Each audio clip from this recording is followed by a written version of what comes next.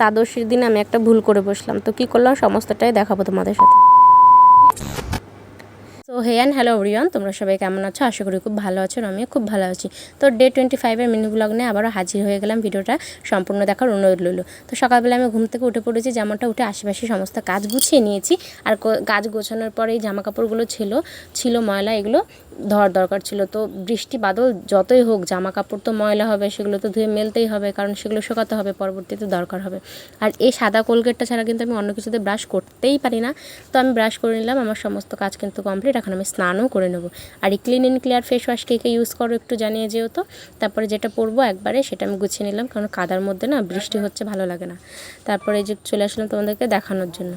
আমার ভিডিও তোমাদের কেমন লাগে অবশ্যই জানিয়ে যাবে, সাপোর্ট করবে, সাপোর্ট পাবে, সাথে থাকবে, পাশে থাকবে। তারপরে এই পর্দাটা না খুব বিরক্ত করছিল কদিন, মানে স্ট্যান্ড ফ্যান যদি চালাই পর্দাটা পুরো স্ট্যান্ড ফ্যানের ভিতরে ঢুকে যায়। তো এই একটা নতুন ইউনিক আইডিয়া ক্লিপ রেখে দিলাম, দেখো দেখতেও সুন্দর লাগছে, স্ট্যান্ড ফ্যানটা কিন্তু জ্বালাবেও না।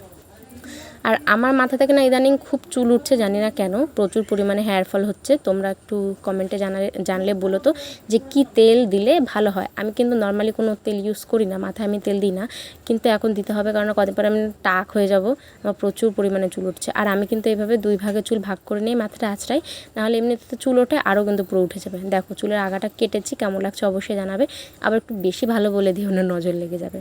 তো এই দেখো কতটা চুল উঠেছে, ইদানিং কিন্তু প্রতিনিয়ত এতটা করে চুল উঠছে। তারপর আমি চা খেয়ে নিলাম, চা খাওয়ার পরে কিন্তু আমি এখন রান্না বসাতে যাব।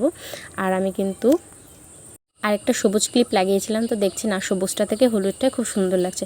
তারপর আমি এখানে ভাত বসিয়ে দিয়েছি। তারপরে আমি যেহেতু শনিবার ছিল, তার জন্য আমি এই যে বটিটা ভালো করে ধুয়ে নিয়ে এসে পুড়িয়ে নিয়েছি। শনিবার যেহেতু আজকে নিরামিষ খাওয়ার দিন, তো আমি জানতাম না যে শনিবারে কি খাওয়া যায় বা কি খাওয়া যায় না। আর আমি কিন্তু এটাও খেয়াল ছিল না আমার যে শনিবারে আমাদের দ্বাদশী পড়েছিল, সেদিন কি খাওয়া যায় না, কি সবজি। তো চলো সমস্তটাই বলবো। তো ভাতের সিদ্ধ দেওয়ার জন্য আমি এখানে আলু কেটে নিয়েছি, উচ্ছে কেটে নিয়েছি, আর কিন্তু আমি কেটে নিয়েছি পেঁপে। তো সমস্তটা এক এক করে আমি ভাতে দিয়ে দেবো। আর এখানে তোমাদের সামনে আমি কাটছি। আমি কিন্তু নর্মাল ভিডিও বানাই, নর্মালি ভিডিও তোমরা খুব পছন্দ করো আমার ব্লগগুলোকে, তার জন্য আমি ভিডিওগুলো তোমাদেরকে দেখানোর বা তোমাদের সাথে নিয়ে আসার চেষ্টা করি।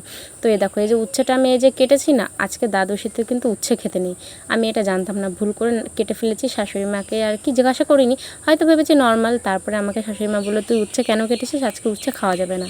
তারপরে আমি ভাতে খাওয়ার জন্য আর কি তাড়াতাড়ি করে একটা আলু তরকারি করে নিলাম, আলু দিয়ে আর বরবটি দিয়ে। আর এই দেখো আমি এতটাই পাগল, আমি এখানে খাওয়ার জন্য উচ্ছেটা ভাজার জন্য কেটে ফেলেছি, যেহেতু এটা কাটাটা কিন্তু আমার ঠিক হয়নি।